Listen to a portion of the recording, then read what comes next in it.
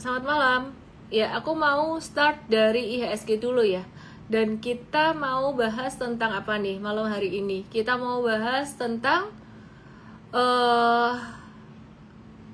Big Banks yang turun per hari ini. Terus kemudian Donald Trump yang juga makin agresif soal tarif. Intinya gimana? Kita coba cek ya dari IHSG dulu. Tapi ada yang menarik sebenarnya, banyak yang menarik meskipun marketnya turun. Izin komennya aku matiin ya.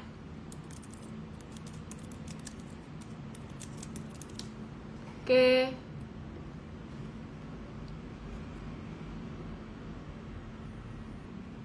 Yuk, aku mau bahas dari IHSG dulu. Ada yang bilang, IHSG kok turun terus sih? Kok merah terus? Sebenarnya aku bingung sih kalau misalkan ada yang ngomong kayak gitu. Mungkin dia nanya kayak gitu tuh hanya karena portfolionya mungkin masih belum sempat hijau gitu loh. Jadi aku bingung kalau dibilang IHSG turun terus. Karena sebenarnya IHSG seperti yang aku udah sering bahas ya. Itu dari 8 April, 11 April kemarin. Bottomnya 8 April deh, salah nih, aku tarik bottomnya lebih dalam lagi, itu naik tuh 22% loh gitu. Dan bahkan sekarang turunnya sejak puncak di 7239an sekitaran area itu turun tuh pun ketahan support jangka menengahnya dia di MA50 nih, lihat nih, nurut banget di sini. Meskipun saya ngelihat ya, ini pantulan sifatnya sementara. Jadi kalau kalian bilang merah, iya memang hari ini tuh merah. Cuman sebetulnya aku ngelihatnya bukan dia turun terus. Hari ini merah, tapi candle beberapa hari terakhir dari 23 Juni itu naik gitu. Meskipun saya mengartikan ini naiknya tuh temporer. Yang di tok-tok yang di IT langsung aja ke Igoy ya, lihat chartsnya di sini. Nah, jadi sebetulnya IHSG per tanggal 18 dan tanggal 19 Juni ini dia sudah breakdown dari tren jangka pendeknya dia dari naik sideways, terus tanggal 18 Juni ini dia jadi downtrend untuk jangka pendek, tapi jangka menengahnya masih uptrend. Sampai hari ini kah jangka menengah IHSG masih uptrend? Iya, masih uptrend. Ini kan indikator jangka menengah ya. Jadi yang udah belajar di M-Trade Academy mestinya lebih ngerti. Nah, ini jangka menengah masih uptrend. Kecuali nanti dia breakdown di area 6782 nih dia jatuh. Jadi misal gambarnya kayak gini, ini jadi twing. Ini jadi trennya jadi tren turun gitu loh dalam jangka menengahnya dia gitu. Dan aku melihat memang ada kemungkinan atau ada kecenderungan di situ. Nah, jadi kalau misalkan dia ada turun sampai ke 6780 sebetulnya itu sangat wajar sekali. Setelah dia naik 22% dari 8 April kemarin. Bahkan kalau kita hitung dari puncaknya sampai ke level di bawah di sini nih ya. Dari puncaknya 7229 sampai di bawah di sini. Ini tuh dia baru turun 6% doang dari puncaknya. Jadi kalau ada koreksi sampai ke level 70-an dari puncak di sini sampai ke bawah di sini, ini tuh sebetulnya masih sangat wajar sekali. Nah, jadi kalau teman-teman bilang IHSG kok merah terus, sebenarnya enggak gitu. Kok turun terus? Iya sih, banyak candlenya merah secara harian. Cuman chart di sini beberapa hari malah justru naik dari tanggal 23 Juni. Terus tadi ada yang nanya IHSG merah kok tenang aja sih. Saya juga bingung ya ngejawab pertanyaan ini gimana gitu loh. Karena memang sebenarnya apa yang diharap dari market. Kalau market diharap naik terus, nah mungkin bakalan bingung. Jadi kalau misalkan teman-teman udah tahu ya dari awal market bakalan berfluktuasi, apalagi zaman Donald Trump, kita masih ada cash, masih ada simpen cash, itu apa sih yang mau ditakutkan gitu kan ya. Dan juga kalau kita pakai sistem investasi yang efisien lah, aku nggak bilang benar salah, karena Warren Buffett pun juga pernah bisa salah juga gitu. Jadi yang efisien artinya yang sudah teruji, tidak hanya oleh saya tapi oleh investor-investor besar lainnya, seperti contohnya di Mvest itu Mau takut apa? Kalau pas turun justru malah jadi kesempatan untuk value investing. Kalau pas naik, belok naik, di awal naik jadi kesempatan untuk trader di M-Trade. Kalau sudah naik ketinggian, kita nggak masuk sama sekali untuk trading atau investing, tunggu pas retracementnya. Dan hari ini sebenarnya di morning briefing M-Trade tadi kita tuh melihat ada banyak retracement, baik untuk jangka pendek ataupun jangka menengah. Kalian tahu nggak sih definisi retracement itu apa?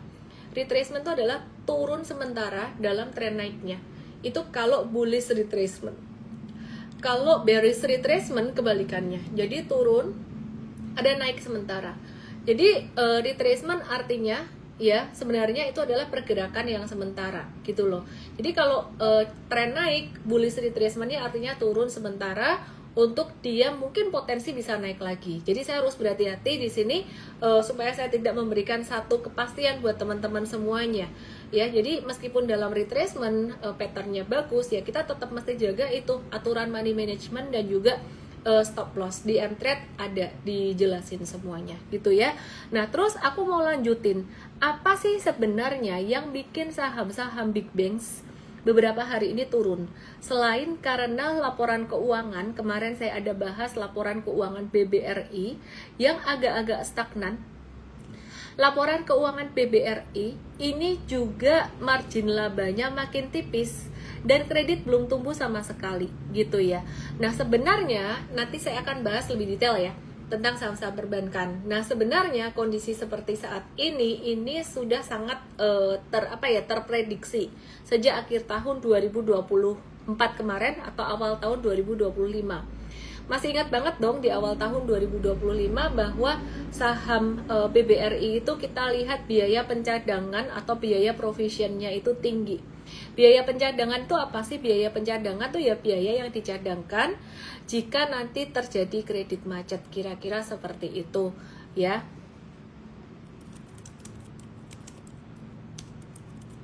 Oke.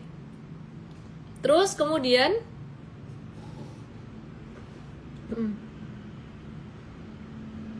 ya, terus kemudian apa yang membuat saham-saham big banks turun? Nih coba teman-teman yang di TokTok yang di YT boleh ke Igoy supaya teman-teman bisa lihat chartsnya di sini. Ya, jadi apa yang bikin saham-saham big banks ini masih dalam tren turun, belum tren naik. Nah, kalau BCA ini malah dalam jangka menengahnya trennya malah sudah turun. Kenapa? Karena dia sudah breakdown dari MA 50 di sini gitu. Cuman valuasinya justru malah jadi menarik lagi meskipun nggak sampai discounted banget gitu. Apa yang bikin turun? Yang bikin turun sebenarnya simple. Big money mereka profit taking dulu setelah BCA ini dia naik signifikan. Sekitaran 33% dari April sampai level tertingginya di Mei kemarin. Terus kemudian yang menjadi satu perhatian yang sangat penting sekali, ini tarif resiprokal kan berakhir tanggal 9 Juli nanti ya. Nah, jadi itu jadi perhatian banget buat investor-investor gede.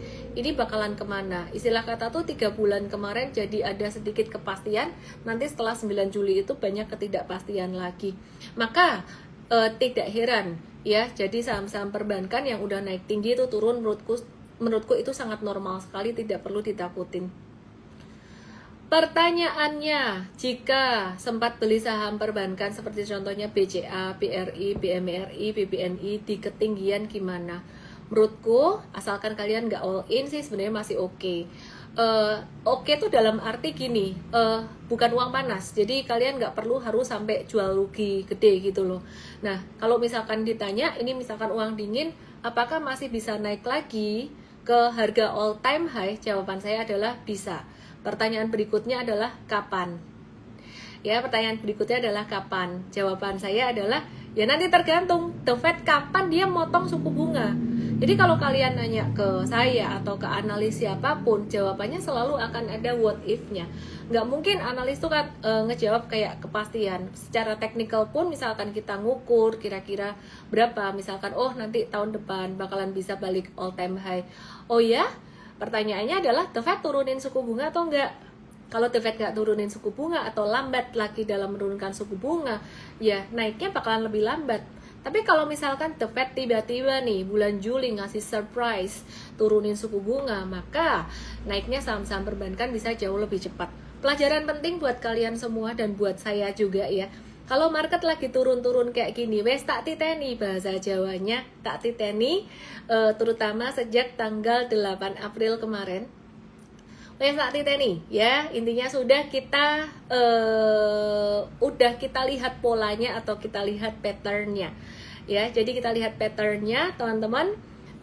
Ini ya jangan takut. Jadi kalau di bawah kayak ini masih potensi turun, aku melihat IHSG ya, aku lihat ya composite, dia bisa turun sampai ke level berapa? Minimal 6778 lah, 6778 tuh bisa. Jadi kalau misalkan sampai dikasih surprise tuh artinya ini kemungkinannya kecil dan saya juga tidak berharap sampai sedalam ini. Tapi jikapun dikasih surprise sampai 6507, saya harap teman-teman juga siap. Seperti dalam buku Psychology of Money yang sangat syarat dengan wisdom. Di buku itu dijelaskan bahwa ketika kita berinvestasi harus realistis. Realistis itu artinya kita harus selalu siap dengan surprise. Ilmu teknikal itu kan mengajarkan price discount all news and history repeat itself. Dulu ketika saya masih polos, ketika saya masih naif, saya tuh berpikir, yo is history repeat itself dan selalu akan begitu. Contohnya ketika krisis tahun 2008, ketika krisis tahun 2008 pasar saham jatuh kencang, naik kencang, habis itu akan jatuh lagi. Sehingga tahun 2020 saya juga sempat terpikir bahwa pasar saham jatuh kencang, naik kencang, habis itu saya profit taking saham-saham big bank saya. Berharap dia akan jatuh lagi seperti 98 karena history repeat itself. Tapi kita mesti ingat ada satu quotes juga yang saya lupa ini oleh siapa ya. Jadi dia bilang gini, this time is different. Ya mungkin kalian bisa bantu cari nih quotes ini dari siapa sih gitu ya. Jadi this time is different gitu ya. Kali ini bisa beda gitu loh. Jadi kali ini bisa beda. Kurang lebih kayak gitu. Oke, sebentar ya.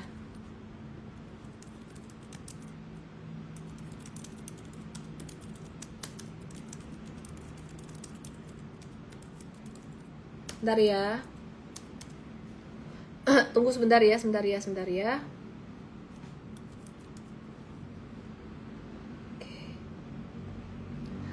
Oke.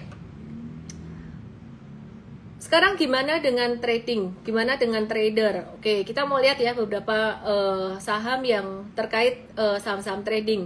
Tapi sebelum itu aku mau bahas dulu tentang saham-saham for big banks. Aku mau bandingin, jadi ini ada perbandingannya kinerja big banks 5 months 2025. Oke, jadi hari ini tuh kompak turun ya saham-saham for big banks-nya. Terus teman-teman bisa perhatikan di sini. Ini growth rate-nya. Nah, yang di TokTok, yang di YT boleh lihat ke Igoy ya. Igoy aku, @ellenmay_official. Nah, ini teman-teman bisa lihat growth rate dari saham-saham for big banks. Ini ada BCA, BNI, BRI, dan BMRI ya. Ini untuk di 5 months 2025 dibandingin dengan tahun lalu 5 months 2024.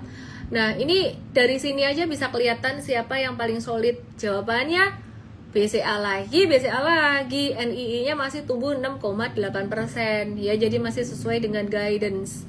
Pertumbuhan net profit, siapa yang masih 2 digit? Halah, BCA lagi. Makanya kalau dia turun, berbahagialah selama ya kamu punya duit. Jadi makanya punyalah duit terus. Loh, caranya punya duit gimana? Caranya punya duit, tahan nafsumu. Kalau pas lagi ada saham naik-naik, jangan all in. Seperti halnya saya juga menahan diri saya. Kalau misalkan ada saham, kalau aku tuh bukan saham yang naik-naik ya, yang aku biasanya bikin aku FOMO, tapi saham yang pattern teknikalnya tuh cakep, ayu, cantik ya, pakai ilmunya super trader atau M-Trade, belum naik tapi patternnya ayu, cantik tuh aku udah FOMO biasanya. Aku terus kepengen all in, nggak all in pun aku kepengen modalnya tak tambahin lah dari alokasi saham yang lain. Harusnya kadang-kadang aku bisa masukin ke situ kalau pas aku lagi FOMO. Tapi dari pengalamanku, FOMO itulah yang bikin money managementku itu waktu itu jadi kacau. Sehingga kalau pas ada kesempatan, dalam kesempitan, jadi gak punya duit, maka dari itu aku bisa ngajar. Kenapa? Karena dari pengalaman gitu ya. Nah, jadi dari sini tuh udah ketahuan lah ya teman-teman, yang pertumbuhannya secara net profit tuh masih oke siapa gitu ya. Ini yang masih 2 digit tuh cuman BCA toh. Tapi yang BRI, BNI juga maksudnya bukan berarti mereka jelek secara fundamental, enggak, karena memang waktunya sekarang ekonomi juga lagi melambat, dan waktu seperti saat inilah kalian bisa dapat saham diskon. Nanti kalian bisa kangen kondisi begini, lu kok lama Tommy minggu kemarin lu diskon mulu, Februari diskon, Maret diskon, April bottom, lah teruskan naik. Nah tapi itu kan cuannya buat trader ya, makanya kamu sebagian tradingin gitu. Ini kita investor sebel loh, kenapa turun lagi gitu, gak cuan-cuan turun lagi. Kalau gitu fokusnya ada yang salah. Kenapa? Karena fokusnya investor itu bukan cuan dalam jangka pendek lah, tapi ini self talk ya, self talk kalau aku ngobrol dengan mungkin diriku sendiri di masa lalu. Tapi kalau gak tujuannya cuan terus, tujuannya investor tuh ngapain gitu loh. Tujuannya investor adalah membangun aset dalam jangka panjang. Lu kenapa gak di tradingin aja, kan enak tuh BCA naik 30%. Yo ada sih, aku ada tradingin juga gitu loh. Tapi kamu harus embrace faktor ketidakpastian itu tadi. Ya kan kamu ngelihat naiknya doang. Ya kalau kamu ngelihat turunnya bagaimana? Ngerti gak sih? Semua tuh ada plus minusnya gitu loh. Jadi kamu mesti embrace plus minusnya investor atau trader. Mudeng gak? Mudeng ya? Nangkep ya? Itu tuh kayak cuman ngomong-ngomong kayak gini, tapi ini tuh penting loh. Lebih penting daripada kamu sekedar nebak-nebak saham toh. Oke ya, by the way yang nanya aku orang mana, aku orang Solo, bukan orang Surabaya. Aku bukan Cinci Surabaya. Aku orang Solo. Cuman mungkin temanku banyak orang Surabaya, jadi banyak U-nya, Puanting Po. Bandaranya juga ada U-nya, Juanda. Loh, ya ampun, bercandaan bapak-bapak ini, apa ibu-ibu. Lone Growth, BMRI naik tinggi 13,6%, BCA naik tinggi juga. Weh, kalau gitu menang BMRI dong. Ya iya sih kalau cuma ngeliat loan growth-nya doang, tapi mesti ngeliat cuanannya juga dong. Terus kita mesti ngeliat LDR, loan to deposit ratio. Loan to deposit ratio tuh apa sih? Tingkat likuiditas. Kalau kata Pak Yahya, aku mengutip dalam sebuah videonya beliau, likuiditas tuh artinya LDR tuh menunjukkan ini perusahaan BU nggak sih. Kalau LDR-nya semakin kecil, dia tuh semakin nggak BU. Nah artinya gini, ini artinya LDR tuh apa? Artinya gini, dari 100% duit yang diutangin ke nasabah tuh 80% doang. Jadi dia masih punya sekitar ya kira-kira 20%-nya buat cash lah gitu. BBRI ya ini yang diutangin 88%-an. Sisanya berapa? Sisanya berarti 11,3%. Oh gitu. Nah kalau gitu berarti kalau LDR-nya makin kecil, maka lebih tinggi likuiditasnya, makin aman dong. Kalau misalkan orang-orang mau narik duit sekiranya gitu ya, gampangnya, bahasa gampangnya, lebih gampang dong ya. Iya say gitu. Jadi LDR BMRI lumayan tinggi dan BBNI ya, meskipun kita lihat tadi loan growth atau pertumbuhan tingkat kreditnya juga lebih tinggi si siapa tadi, BMRI. Oke, terus kemudian net profit sudah. Dana pihak ketiga ya, jadi kita mau ngeliat dana pihak ketiga yang paling tinggi adalah BMRI yang disumbang dari naiknya segmen tabungan. Mari kita lihat datanya seperti ini kira-kira. Yang ditok-tok yang diete boleh yuk ke Igoy. Nah jadi meskipun pertumbuhan laporan keuangan BMRI belum sesuai dengan ekspektasi, tapi sebenarnya dia masih bertumbuh, dan pertumbuhannya tuh kalau aku bisa bilang nomor 2 dibanding BCA. Plus minus likuiditasnya agak ketat itu artinya ya likuiditinya agak kurang gitu ya dibandingkan dengan BCA. Nah perhatikan di sini, ini dana pihak ketiganya dia juga ada pertumbuhan 5,6%, jadi dia kayak kejar-kejaran sama BCA. Tapi kalau kita bicara pertumbuhan net profit di sini, secara net profitnya teman-teman bisa perhatikan yang paling tinggi dan masih 2 digit itu memang wah, ini kalau aku bilang nih manajemennya centel lihai. Yang lain pertumbuhannya minus 1,2, 15,1%, 0,5%. This one centrally high. Oke deh, aku nggak mau ngomong saham big banks terlalu banyak karena kalian pasti juga udah ngerti atau belum ngerti nih. Jadi kalau misalkan BCA turun ya, hen hao chi, jadi enak, hao chi sen jing ping, enak gila gitu ya, dikasih diskon. Wes, gak usah kebanyakan di situ. Oke, aku mau update untuk rilis data ekonomi Indonesia Juni 2025. Tahunan naik 1,87%, inflasinya. Terus kemudian secara core YOY turun 2,37%, MOM naik jadi 0,19%. Artinya harga barang itu naik tapi belum terlalu mengkhawatirkan. Terus kemudian neraca dagang Mei 2025. Update-nya gimana neraca dagang Mei 2025? Perhatiin di sini. Wih, ada yang menarik chartnya. Yang ditok-tok yang detail, lihat ke Iko yuk. Banyak orang yang bilang, wah perekonomian jelek. Tapi di tengah data ekonomi yang agak melambat, ada juga kok yang masih sedikit positif. Perhatikan neraca dagang di Indonesia ini naik signifikan. Kenapa ya kok bisa naik signifikan? Padahal impornya hanya naik 4,14% loh, malah ekspornya naik lebih tinggi gitu.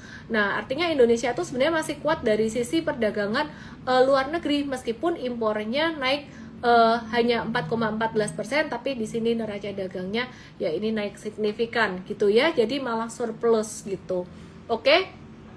Terus ekspornya naik lebih tinggi itu berarti bagus nggak sih? Bagusan mana? Impor sama ekspor. Sebenarnya bagusan ekspor naik tinggi. Jadi Indonesia naik tinggi 9,68% itu lebih bagus ya daripada impor naik lebih tinggi gitu. Tapi sebenarnya nggak bisa dilihat cuman kayak dari satu rumus gitu aja, satu faktor gitu aja. Kadang-kadang kalau impornya terlalu rendah turunnya, itu di pandemi kemarin sempat terjadi kayak gitu, itu impor bahan bakunya yang melemah. Nah itu kurang bagus karena berarti industri manufaktur di Indonesia juga lagi slow down, kira-kira kayak gitu. Nah ngomong-ngomong bicara soal industri manufaktur di Indonesia, ada datanya juga ini say. Mari kita lihat data manufaktur Indonesia bulan Juni 2025.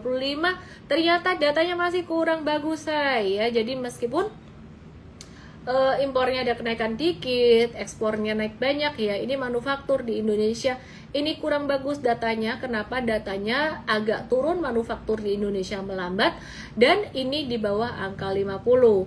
Nah kenapa turun?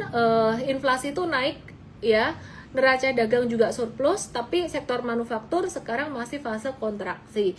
Saya juga jujur belum tahu kenapa manufaktur di Indonesia masih belum bisa bangkit. Tapi kalau aku ngelihat datanya dia drop banget. Kalian lihat di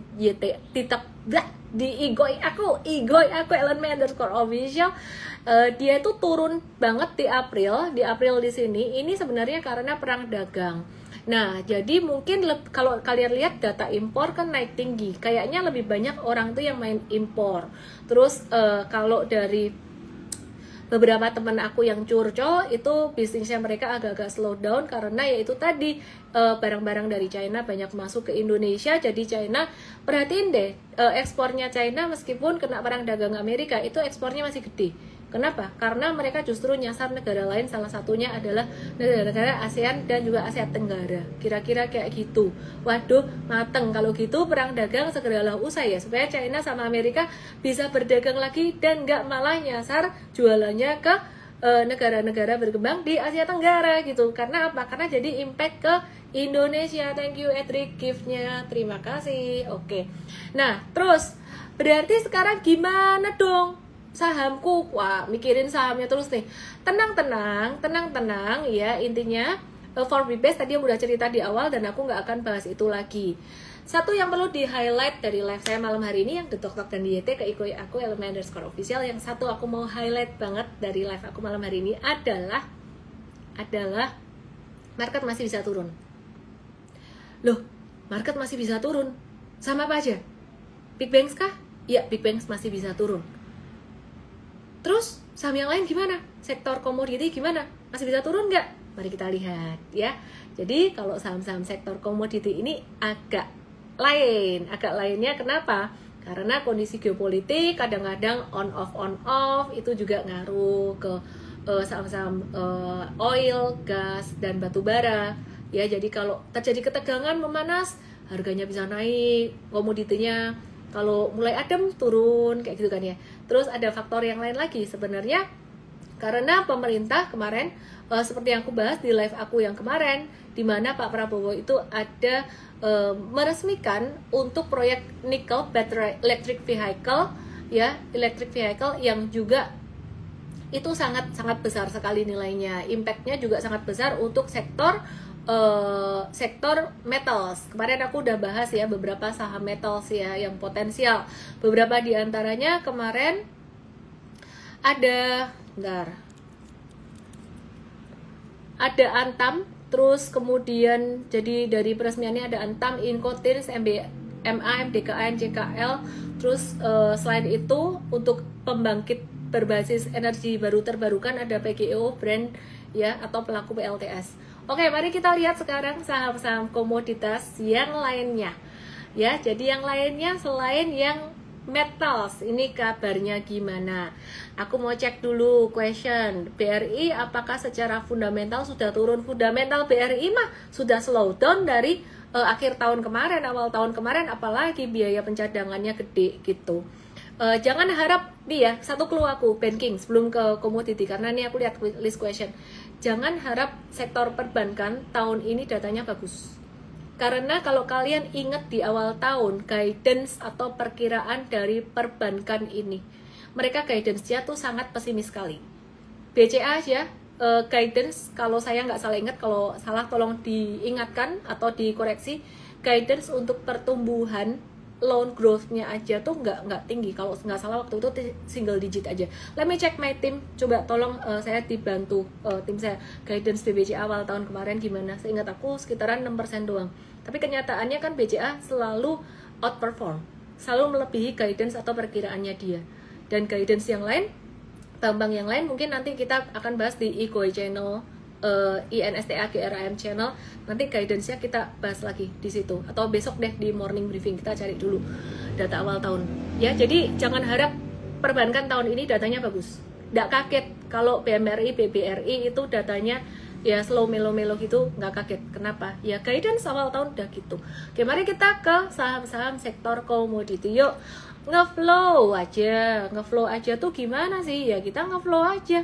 Yo, aku mau cek kalian nanya saham komoditi apa aja. Ini ada yang nanya PGEO dan juga ESSA. Ya, PGEO dan juga ESSA. Ya, mari kita lihat saham PGEO kabarnya bagaimana. Nah, jadi sebelum aku bahas saham PGEO, teman-teman yang pengen belajar analisis saham kayak gini, kalian bisa ikut webinar M-Trade Start Basic Trading Mastery 5 Juli 2025. Jam 10 pagi saya, daftarnya di DM aku, ketik aja EMTRADESTART. Mari kita lihat saham PGEO. Oke. Ya. Mari kita lihat saham PGEO. PGEO buat aku masih cantik, masih beautiful. Wih, seneng langsung bangun ya, ngantuk-ngantuk tadi. Kenapa dibilang beautiful? Kita ngelihat pattern, price and volume-nya masih beautiful. Disclaimer, bukan berarti beautiful gak bisa turun. Kabarnya PGEO ini disuntik sama Danantara, hampir salah ngomong. Ya, sama Danantara ya, 2T ya, angkanya kalau nggak salah 2T itu. Oke, jadi 2T, terus kemudian di sini kelihatan banget pattern akumulasinya, cuman aku masih mewaspadai. Di sini ada potensi head and shoulders. Ya, jika dia breakdown dari 1300, itu jika dia menuju ke 1175, mungkin kalau trading bakalan stop loss dulu, cuman bakal muasi tetap masuk ke watchlist. Wih, kalau udah pakai UU kayak gitu tuh kok langsung disclaimer ya gitu. Jadi 1,94 triliun diinjek sama Danantara.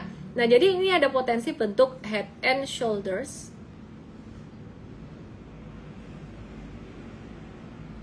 Head and shoulders.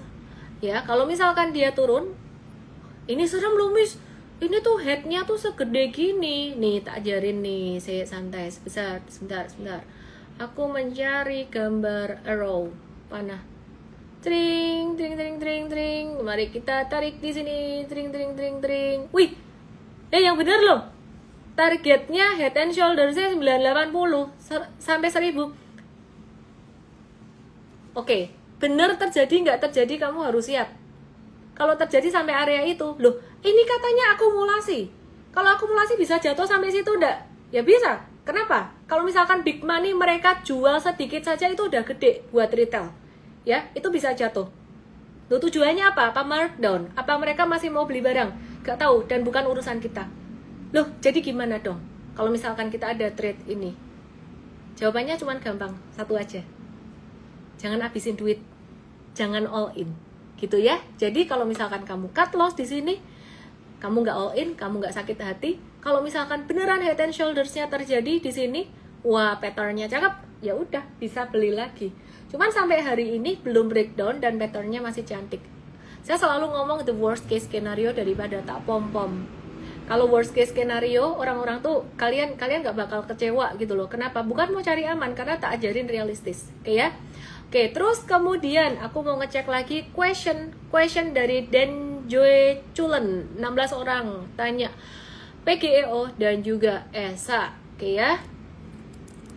PGEO dan juga ESA. PGEO dan juga ESA. Alah, ini teman-teman yang ikut M-Trade dah ngerti lah ya. Tapi ESA kemarin jatuh banget nih. Ini apa masih bagus tuh saham kayak gini? Turun terus loh. Ini nggak pernah naik loh. Saya ngomong nggak pernah naik ini sopo. Ini 18 Juni naik dia. Tapi ini turun terus loh. Oke, coba perhatikan volumenya. Nggak bagusnya dia karena breakdown dari 640. Ya, tapi masih mendingan. Kenapa? Karena ketahan di support 560-nya dan volume transaksi sudah mengecil banget di area sini. Just be objective, breakdown, cut loss. Lo kok enak cut loss? Duitku bukan duitmu, makanya enak ngomong cut loss. Enggak, say. Kalau kamu cut loss, aku juga cut loss. Kenapa? Ya karena trading plan-nya sama, kurang lebih seperti itu. Lo kok bisa ringan ngomong cut loss? Ya karena modalnya sudah diatur, itu tadi. Tapi kalau investing gimana, Miss? Investing beda. Investing itu kamu mesti nge-hold. Tapi untuk ESA ini kok kayaknya lebih ke saham trading ya daripada investing. Oke, terus aku mau ngecek Sinta, PLC, TLKM bisa tembus 3.000 nggak? Aku mau bahas saham komoditi dulu aja deh. BRI juga aku udah bahas tadi. Hestika Dwi nanya Bumi dan juga berapa belas temennya yang lain. Bum. Mari kita lihat siapa punya Bum di sini. Haslinda Usman nanya saham Harum. Sebentar ya. Dari YT. Bum ini dia terkoreksi, ketahan di support jangka menengahnya dia. Sementara itu gitu aja. Jadi jangka menengahnya masih uptrend, jangka pendeknya downtrend. Dan aku ngelihat patternnya saham-saham ini, saham-saham komoditi beberapa hari ini bakalan sideways juga gitu loh. Jadi meskipun sebenarnya kita ngelihat ini masih normal retracement, tapi kalau kondisi sudah berbalik, benar-benar berbalik, ini benar-benar kita ngelihat big fund itu atau the whale mereka lagi wait and see. Kalau misalkan berbalik ternyata ada satu sentimen yang bikin harga minyak turun, nah dia bisa turun juga. Makanya stop loss harus tetap ada dan nggak boleh all in, meskipun kita ngelihat ini sebenarnya normal retracement aja. Ini ketahan double support di 1112 dia. Oke, terus kemudian aku mau bahas next question. Tadi ada yang nanya saham di gantian ya, di YT ada nanya saham Harum, tapi teman-teman di YT nggak bisa ngelihat chartsnya. Harum menurutku lagi sideways aja sih, nggak ada yang spesial. Cuman kebetulan kemarin waktu M-Trade review buy itu dekat dengan support 790, kira-kira seperti itu ya. Anyway, aku mau cek juga untuk saham CDIA. Ada yang nanya tadi sedikit ya, CDIA kenapa masa penawaran umumnya diperpanjang 1 hari. Jadi otomatis semua rangkaian proses berikutnya itu ikut mundur. Kita nggak tahu alasannya apa, tapi kemungkinan alasannya tuh memberi waktu lebih banyak untuk investor retail, strategi marketing dan juga exposure. Penambahan waktu bisa membantu tim underwriter itu dan broker buat ngejangkau calon investor lebih luas, masih ada kuota saham tersisa. Kalau permintaan belum memenuhi target atau undersubscribe, perpanjangan bisa jadi solusi supaya penawaran tetap sukses tanpa harus mengubah struktur IPO. Terus kemudian yang keempat, kesiapan sistem atau alasan teknis, misalnya kendala distribusi info ke mitra distribusi online atau sistem e-IPO yang butuh sinkronisasi lebih lama, kita nggak tahu penyebabnya apa. Terus mungkin ada yang nanya, lo gak laku, kalau gak laku nanti turun, belum tentu sih. Kalau dijagain bisa naik, tapi nggak tahu juga. Disclosure, saya nggak punya CDIA dan nggak beli CDIA, jadi ya anyway, just info aja karena tadi ada yang nanya. Oke ya. BBRI sudah dibahas. Toba yuk ya. Toba ini resmi meninggalkan bisnis fosil, fokus ke energi baru terbarukan, dapat izin ekspor listrik ke Singapura, punya aset strategis di kendaraan listrik atau electric vehicle. Potensi valuasi sahamnya bakalan bisa lebih tinggi nantinya. Jadi ada peningkatan valuasi ke depan yang itu akan menguntungkan Toba pastinya. Dan proyek energi baru terbarukannya dia masih jalan terus. Ini juga sudah pernah saya bahas beberapa waktu yang lalu. Saya spill satu aja ya. Jadi perhatikan di sini. Ini adalah salah satu saham yang kemarin naik rally dan ini lagi retrace. Nah, jadi Mtrade ada dapat saham ini beberapa hari lalu di 26 Juni, kebetulan pas lagi bottoming dan beberapa hari ini naik. Tapi kita tidak mau sombong atau jumawa dulu lah. Kenapa? Karena kondisi market juga masih belum menentu. Jadi ini patternnya bisa agak-agak sideways dulu, meskipun secara chart sebenarnya cakep, dia uptrend dan ini lagi retrace. Retrace itu turun normal di tengah kondisi uptrendnya dia gitu ya. Jadi kayak istirahat saja. Kurang lebih seperti itu Bapak Ibu. Jadi masih ada beberapa watchlist lainnya di Mtrade meskipun kondisi market lagi kayak gini. Pastinya kita ajarin money managementnya juga, cara entry dan cara exitnya bagaimana. Dan jangan lupa follow Cryptofolio untuk info-info terupdate dari kripto. Jadi ini ada update juga dari tim saya.